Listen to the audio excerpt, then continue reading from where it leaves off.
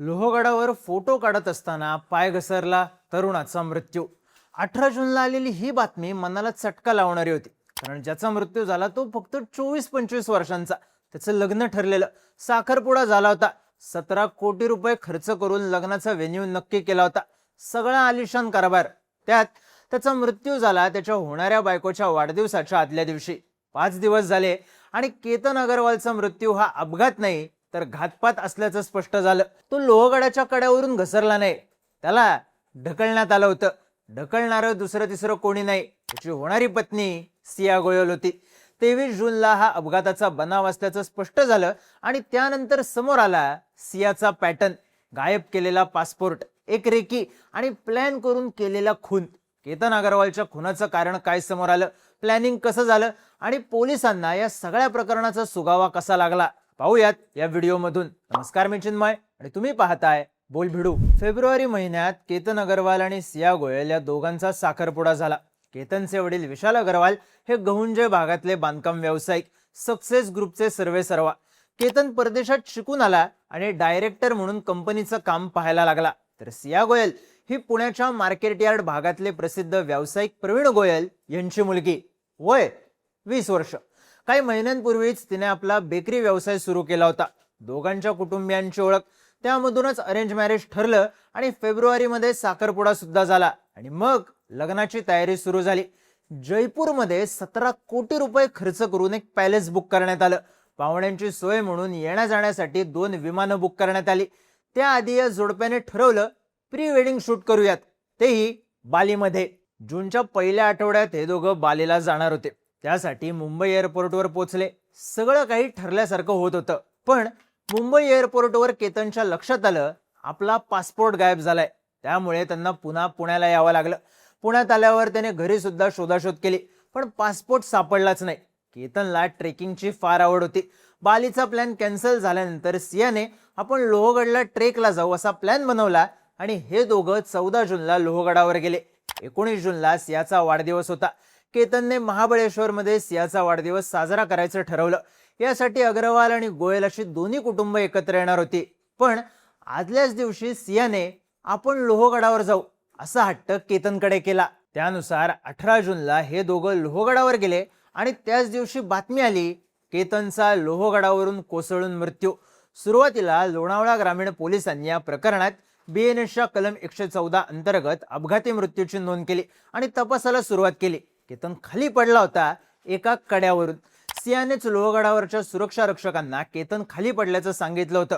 मी त्याचा फोटो काढत होते तेवढ्यात पाय घसरून तो खाली पडला असं तिचं म्हणणं होतं. मग पोलिसांनी तपास सुरू केला. केतनच्या घरच्यांकडे चौकशी केली तेव्हा त्यांनी सांगितलं केतनला ट्रेकिंगची खूप आवड होती. तो अनेकदा ट्रेकिंगला जायचा, वेगवेगळ्या ठिकाणी जायचा. त्यामुळे त्याचा पाय खरंच घसरला असेल का असा प्रश्न त्यांना पडला होता. त्यात त्यांनी सिया आणि केतनमध्ये मागच्या काही दिवसात भांडण झाल्याचं सांगितलं.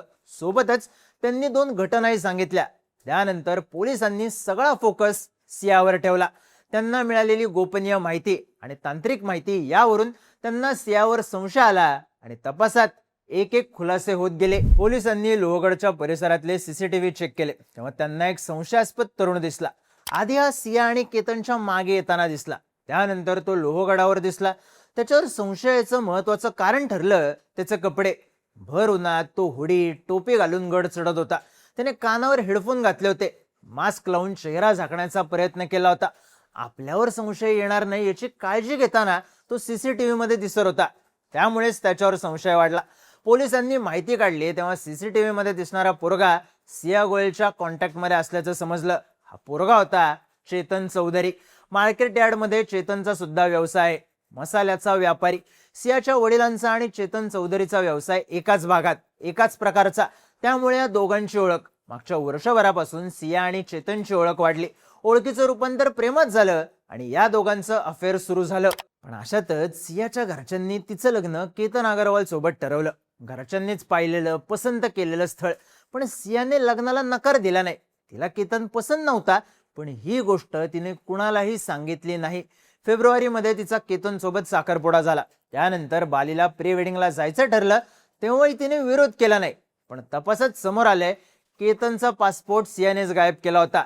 त्यामुळेच दोघांचं बालीला जाणं रद्द झालं.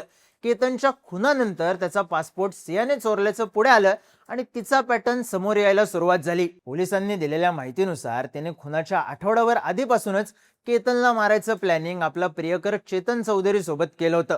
केतनला ट्रेकिंग आवडते ओळखून तिने केतनला ट्रेकिंगला नेऊनच संपवायचं ठरवलं. 14 जूनला ती आणि केतन लोहगडावर गेले. त्यावेळेसच तिने सगळी रेकी केली.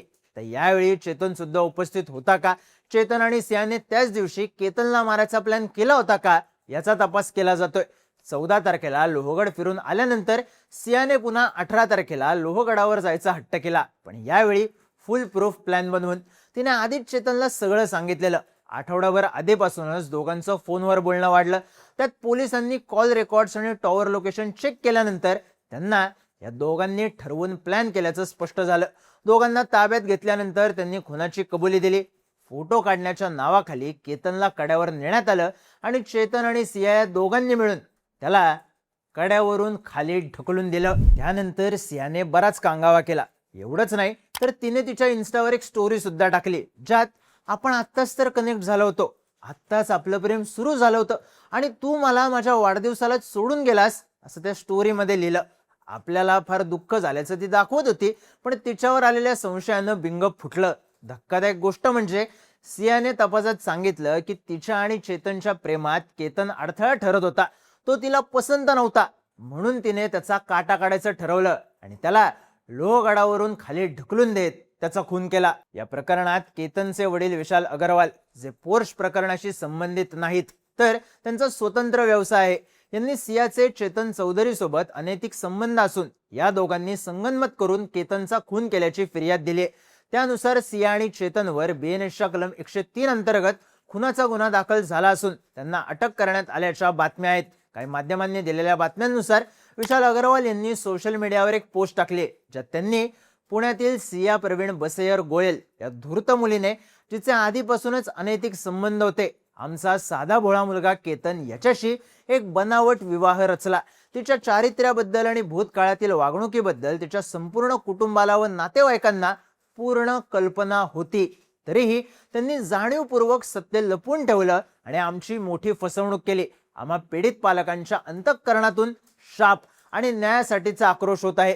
या मुलीने यापूर्वीही केतनचा जीव घेण्याचा अयशस्वी प्रयत्न केला होता. अखेरीस 18 तारखेला तिने त्याच मित्राच्या मदतीने आमच्या मुलाचा जीव घेतला.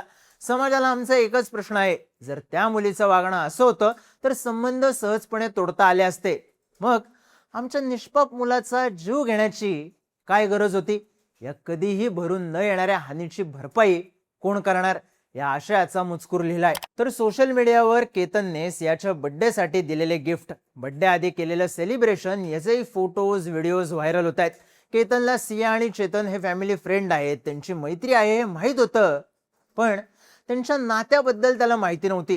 सोबतच त्याला ही सुद्धा माहिती नव्हती की आधी पासपोर्ट चोरून बालीला जाणं टाळलं, मग 4 दिवसात 2दा लोहगडावर घेऊन जाणं, हा सगळा सियाचा पॅटर्न होता.